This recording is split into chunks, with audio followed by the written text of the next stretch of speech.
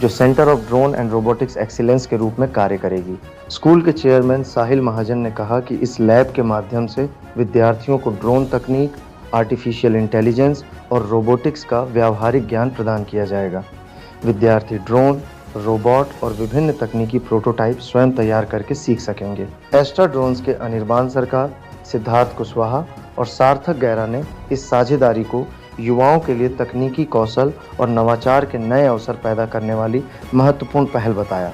Lab में drone assembly, FPV एवं कृषि ड्रोन, सर्वेक्षण एवं mapping, robotics, automation, AI, computer vision, 3D printing और उत्पाद डिज़ाइन सहित विभिन्न क्षेत्रों में प्रशिक्षण दिया जाएगा।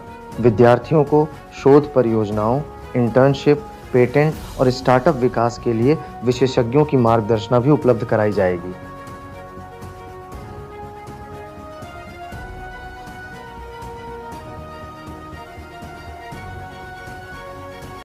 सर पहले ना हम 7 साल से ऑलरेडी रोबोटिक्स लैब चला रहे थे, बट वो हमने देखा कि बड़ा बेसिक स्ट्रक्चर बनता है उस लैब से।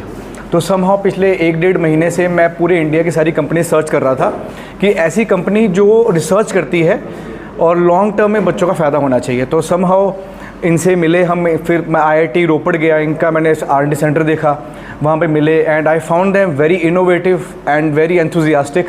तो फिर मैंने इनसे आइडिया बताया इनको कि हम चाहते हैं हमारे छोटा बच्चा ड्रोन टेक में आना शुरू हो जाए, तो कैसे हेल्प कर सकते हैं। इन्होंने जो बातें बोली वो सारी हमारी मैच होगी आपस में, जो मैं चाहता हूँ बच्चों के लिए। तो आई थिंक कि दोनों के लिए विन-विन सिचुएशन है।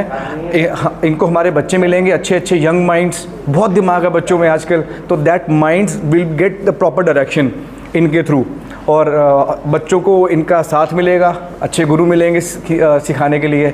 तो आई थिंक अनदर 2 ईयर्स के अंदर अंदर। और इन्होंने ये भी बोला है कि यहाँ पर आर्मी के ऑफिशियल्स भी आके ट्रेनिंग करेंगे आके।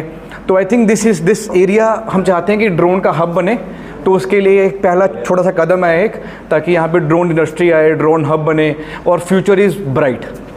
सर जैसे जितनी टेक्नोलॉजी के क्षेत्र में बहुत आगे बढ़ रहा है, तो इससे जो एक्सपेंसेस है स्टूडेंट के वो बढ़ेंगे या? सर एक्सपेंसेस हमने पहले ही बच्चे से ली हुई है fees ji.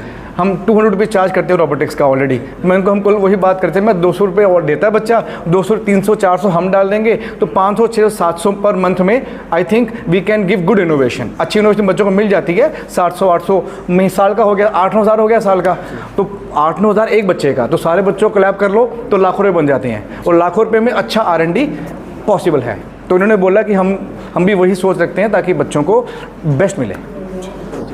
So we have a collaboration here, जहाँ के हम ड्रोन लैब सेटअप करेंगे इनका, and we have a active collaboration with Indian Army also here, जहाँ पे हम इनको सेंटर ऑफ एक्सीलेंस ड्रोन के बारे में, रोबोटिक्स के बारे में सारी चीज़ें सिखाएंगे इनको। कौन सी क्लास के स्टूडेंट्स इसमें आपको? सो यहाँ पे 1st से 12th तक के जितने स्टूडेंट हैं सब इंगेज रहेंगे इसमें, सो लैब में। क्या क्या आप उनको प्रैक्टिकली और इसकी जो मैन्युफैक्चरिंग है, सब क्या क्या है? सो फ्रॉम बेसिक ड्रोन्स, जितने डिफरेंट टाइप ऑफ ड्रोन्स हैं, एग्रीकल्चर से लेके बाकी सारी चीज़ों के, तो हम बेसिक से स्टार्ट करेंगे। ड्रोन के कितने पार्ट्स हैं सब के बारे में knowledge. Even though most important thing, हम उनको हैंड्स ऑन एक्सपीरियंस देंगे कि ये चीज़ें ऐसे बनती हैं, from basic assembly to flying, like that.